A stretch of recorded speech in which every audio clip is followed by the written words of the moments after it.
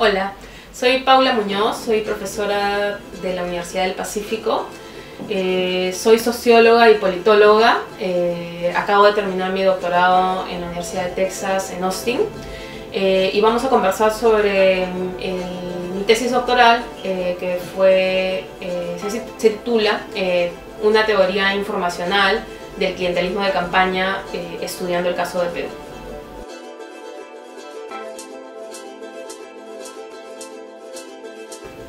La mayoría de investigaciones más recientes que existen sobre clientelismo político se enfocan y estudian casos donde el clientelismo político está muy organizado.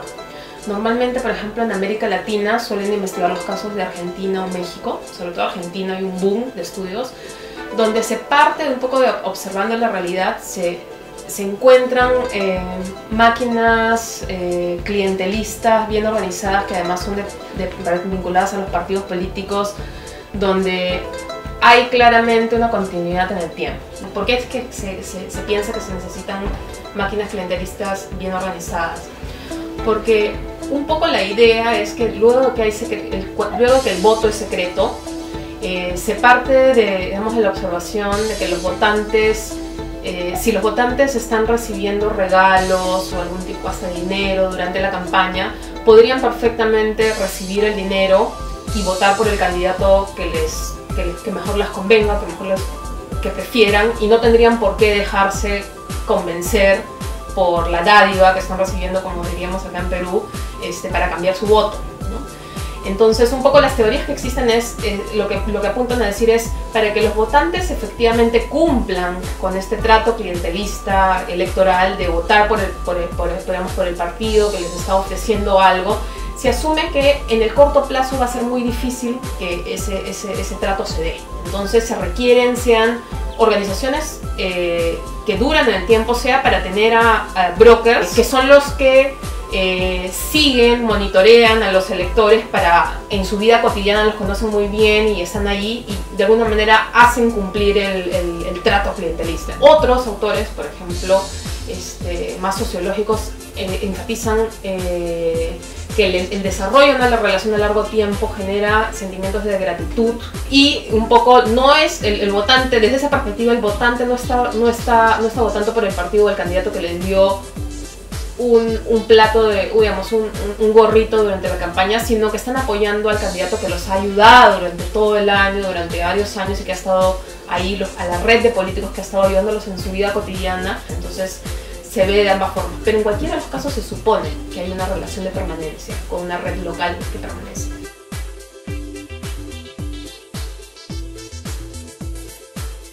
Pero en el caso peruano que vemos, hay muchos dirigentes locales, hay los famosos, se dice muchas veces los famosos brokers, pero en la mayoría de casos estos brokers no tienen relaciones de dependencia permanente con clientes. Muchos de estos dirigentes son dirigentes que no tienen recursos propios para repartir de forma permanente entre vecinos o clientes, y que incluso cuando lo hacen son sumamente cuestionados, ¿no? La gente no los ve como alguien que los ayuda, sino que más bien es todo lo contrario, ¿no? Los vecinos, los votantes tienen las quejas frecuentes contra los dirigentes corruptos, los dirigentes tránsfugas, los dirigentes que son más bien vistos como un problema, que más bien les roban su plata. Y además, a su vez, estos brokers no tienen relaciones permanentes con partidos políticos. Lo que sí hay son encuentros temporales específicos donde lo que hacen los políticos es repartir regalos en campaña como una suerte de incentivos, dar incentivos selectivos para asegurar más bien y comprar participación en sus eventos de campaña. Entonces lo que se hace en realidad, lo que se está comprando no son votos de manera directa, sino lo que se está tratando de hacer es justamente atraer a la mayoría de votantes indiferentes, cansados de la política, que no tienen mucho interés de participar de por sí, están muy ocupados, para que atiendan a sus eventos de campaña, sus mítines, sus rallies, ¿no? Las famosas portátiles, ¿no? Todos los conocemos, ¿no? Que es un grupo X a la que le pagas entre comillas, le das algún incentivo para que se movilicen a un acto y después se disuelve, no necesariamente tiene una relación de lealtad ni con el candidato ni con el partido, ¿no? Entonces esto se improvisa. Y esto lo repiten, lo hacen todos los candidatos durante la campaña. Un poco la pregunta que parte desde esta teoría es, si no se esperaría, ¿por qué los políticos lo hacen?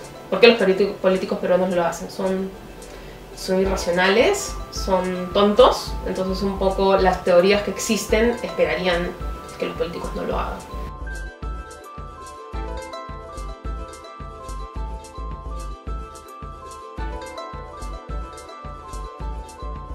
A ellos les sirve movilizar grandes números de personas. ¿Por qué?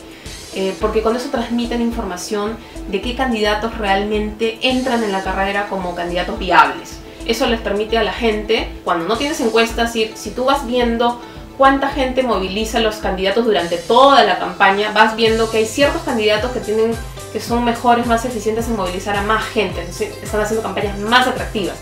Y eso sirve como una suerte de atajo cognitivo que la gente le dice, ah, ese candidato tiene posibilidades de ganar. Entonces yo ya empiezo a seleccionarme como votante, empiezo a fijarme en 2 o 3 candidatos que son los que veo que consistentemente son capaces de movilizar más gente para poder decidir mi voto entre ellos. En realidad lo que está haciendo la gente es, como decían los encuestados, los regalos, los gorritos, las gaseosas, a veces hay rifas de televisores o cocinas, sirven con una suerte, como ellos nos dicen, de anzuelo, para que la gente que de otra forma no iría, porque la gente está muy cansada de los políticos, de que todo el mundo le diga lo mismo, que les hagan promesas que después no van a cumplir, sirve con una suerte de anzuelo para juntar gente para la foto, ¿no? Y esto es repetido en los diversos mítines.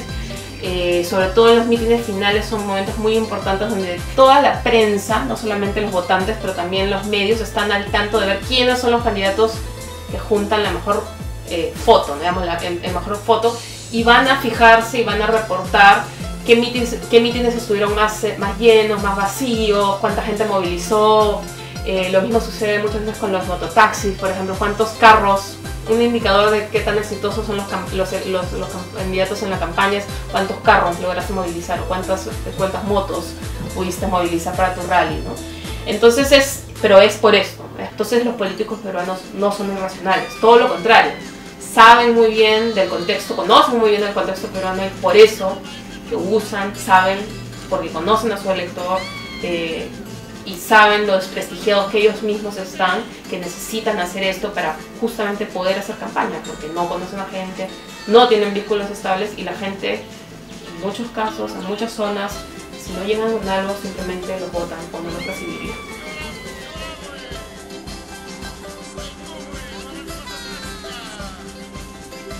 Contra lo que mucha de esta literatura que estudia clientelismo electoral en otros contextos asume, digamos, idea al cliente como un sujeto político pasivo que está siendo controlado por los brokers y por los políticos, manipulado. En realidad en el caso peruano es todo lo contrario, porque como tú ves, los votantes muchas veces aceptan estos regalos porque les conviene y van incluso a diferentes mítines de diferentes candidatos, coleccionan, como ellos dicen, arman su colección de polos, por ejemplo, de todos los candidatos y van indistintamente a muchos y finalmente deciden su voto de acuerdo a lo que a ellos les parezca.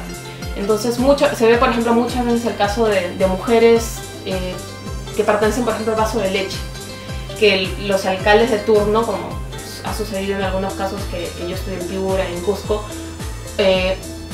amenazan a las señoras, por ejemplo, con que si no van al mitin del alcalde no les van a entregar la ración de leche que les toca, o les ofrecen dar un incentivo, ¿no? Si vas a este mitin te voy a dar una ración extra. Y la gente se moviliza en la campaña. Y la gente normalmente cuando nosotros observamos eso, nosotros decimos, las señoras las manipulan, las utilizan, son clientelistas, esos son asistencialistas, pero la gente no es tonta. Las señoras van a su mitin de campaña, van a hacer rap por el candidato, pero a la hora ellos deciden su voto de acuerdo al candidato que más los convenció.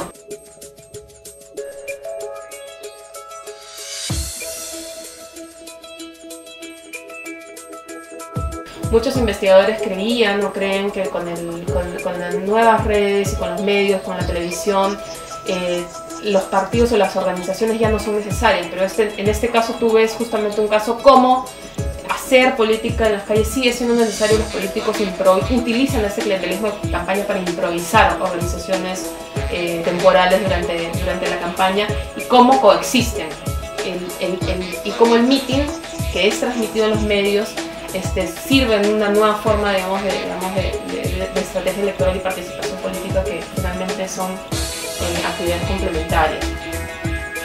Un segundo punto que es importante, es lo que ya te había dicho, es resaltar cómo en este caso estamos hablando en un contexto de clientelismo desorganizado, digamos, de político desorganizado, estamos hablando de relaciones que no son tan perversas desde un punto de vista normativo como lo podrían ser en sistemas más cerrados donde hay organizaciones más estables, ¿no? Y cómo, si bien es cierto que este oportunismo creciente y la desinformación a la cual se puede llegar con este tipo de prácticas es preocupante, no llegamos a tener estos clientes sumisos, manipulados por los políticos, tontos útiles, ¿no? que muchas veces es lo que creemos que existe, ¿no? La gente es consciente de sus derechos y se repiten muchas veces que su voto es secreto y que inclusive su voto, ¿no?